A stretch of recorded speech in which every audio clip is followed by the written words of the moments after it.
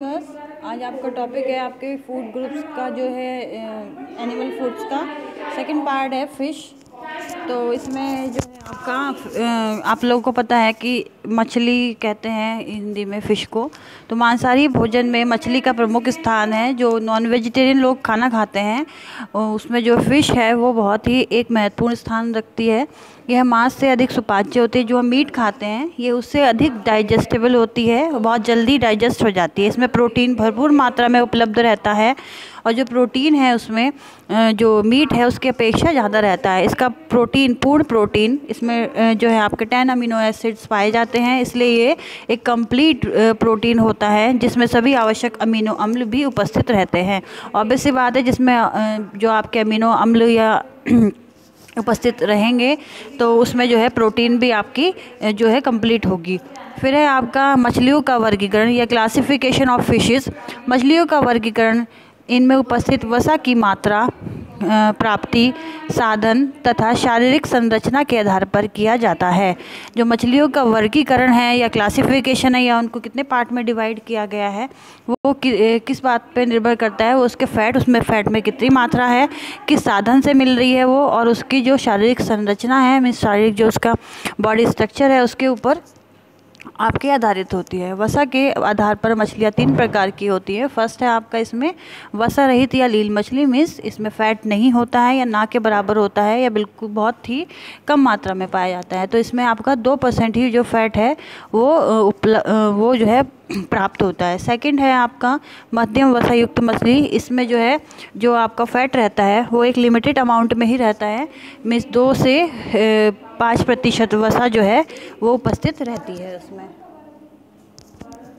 और आपका third one है, लास्ट वन, ये है आपका अधिक वसा युक्त मछली। इसमें क्या है जो आपका फ़ैट है जो एक जो लास्ट पॉइंट रहता है वो 5% रहता है फ़ैट का। तो अधिक वसायुक्त मछली में जो है 5% जो फ़ैट है आपका वो प्रेजेंट रहता है। फिर आपका प्राप्ति के साधन पर मछलियों को निम्न वर्गों में वर्गीकृत किया जा सकता है। इसमें फर्स्ट है आपका समुद्री मछली, मीन्स जो भी मछलियाँ समुद्र में पाई जाती हैं ये वो मछली होती हैं जो सादे पानी में या नदी में नहीं रह सकती हैं। ये है आपका, यह मछलियाँ समुद्री जल में पाई जाती है, जैसे मैरेकल, शार्क। ये बच्चों थोड़ा सा मिसप्रिंट हो गया है, यहाँ पे शार्क की जगह शार्क है। फिर आपका salmon, pomfret, sole, tuna, ribbon मछली आदि, ये सारी मछली जो है आपके जो है समुद्र या ओशन में पाई जाती हैं।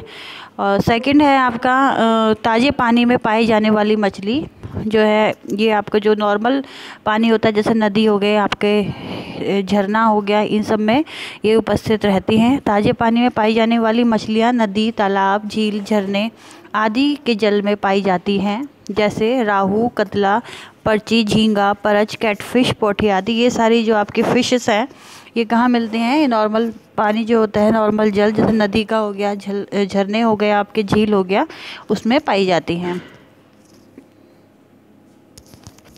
फिर है आपका नेक्स्ट, अब है फर्स्ट आपको जो क्लासिफिकेशन इसमें किया था वो जो है प्राप्ति के साधन के आधार पर किया था, मीन्स कौन सी जो फ़िश है हमें कहाँ से प्राप्त हो रही है। फिर है आपका इसमें ये नेक्स्ट है इसमें शारीरिक जो इसकी स्ट्रक्चर है शारीरिक, उसके आधार पर है।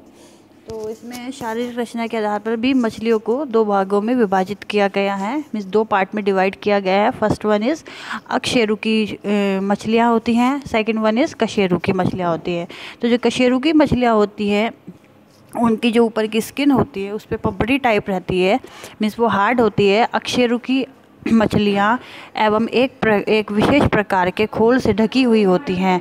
और ये जो मछलियाँ होती हैं वो एक इसमें खोल जो होता है एक जैसे आपने देखा होगा जो कछुआ होता है उसके ऊपर भी एक हार्ड आवरण रहता है, ढका हुआ रहता है। इसी तरीके से ये मछलियाँ जो होती हैं इनका इतना हार्ड तो आवरण नहीं होता है ऊपर का स्कैल, लेकिन जो है जो उनकी परत होती है वो थोड़ी हार्ड होती है। अकशेरुकी मछलियाँ एक विशेष प्रकार के खोल से ढकी हुई होती है।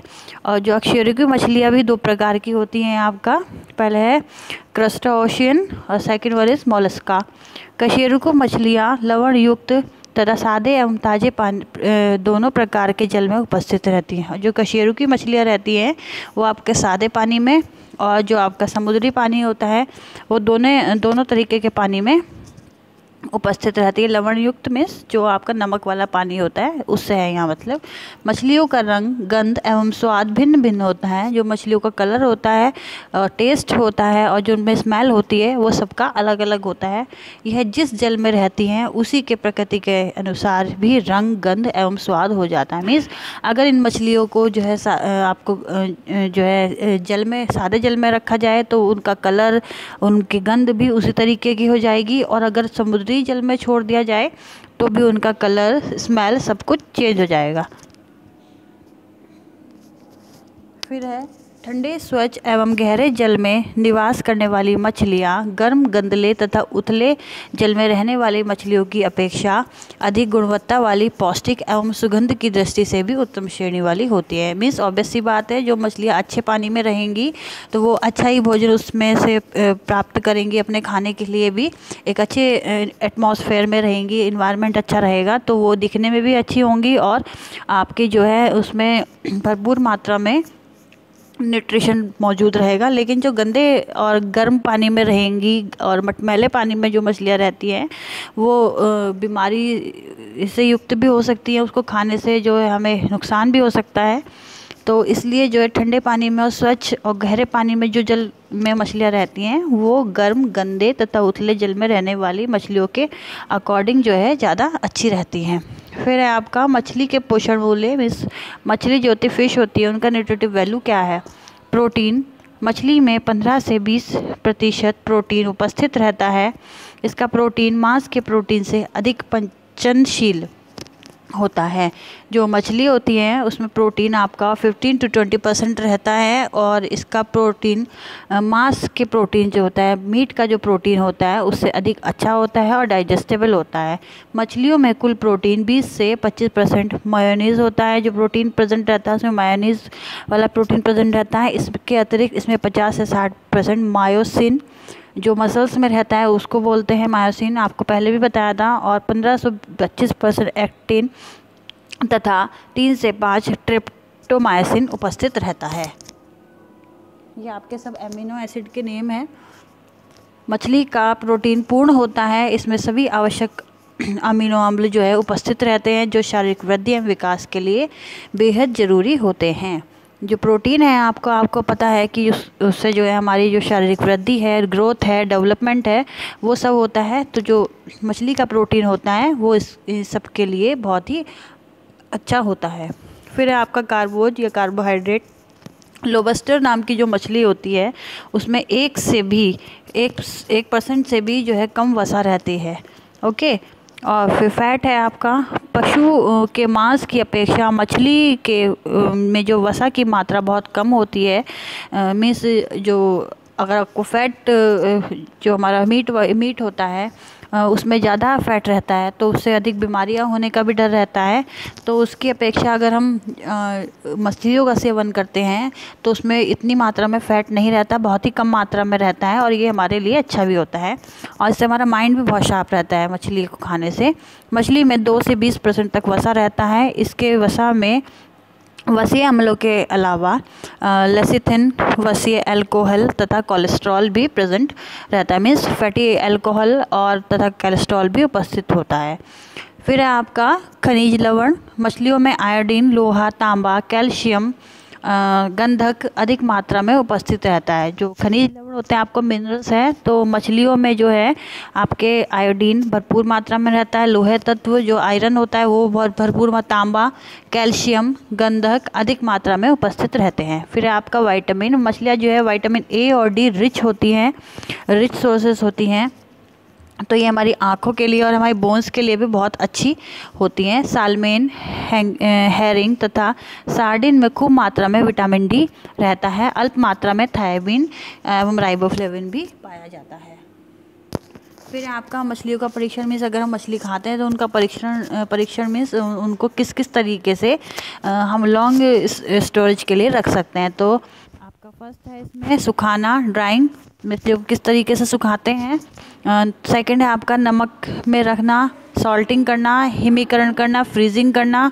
फिर है आपका धुआं देना, स्मोकिंग करना और डिब्बाबंदी। भारत में परिरक्षित मछलियाँ विदेश में निर्यात की जाती हैं। मीन्स जो मछलियाँ हम लॉन्ग टाइम तक प्रिजर्व रख सकते हैं वो मछलियाँ भारत से विदेशों में भी निर्यात की जाती हैं। परीक्षित मछलियाँ प्रोटीन कुपोषण के सुधार के लिए एक वरदान स्वरूप है। जो परीक्षित मछलियाँ होती हैं वो क्या है, जो लोग प्रोटीन कुपोषण है, प्रोटीन मेल न्यूट्रिशन है, उसके सुधार के लिए भी, जो प्रोटीन, जिन लोगों को प्रोटीन से संबंधित बीमारी है उन लोगों के लिए भी बहुत अच्छी सिद्ध है।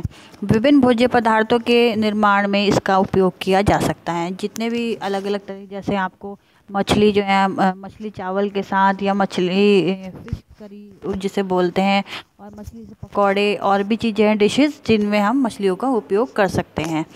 ओके गर्ल्स, जो भी कुछ क्वेरी है आपकी, अगर कुछ नहीं समझ में आया टॉपिक में तो आप जूम मीटिंग में मेरे साथ डिस्कस कर लीजिए। Okay girls, bye bye, thank you.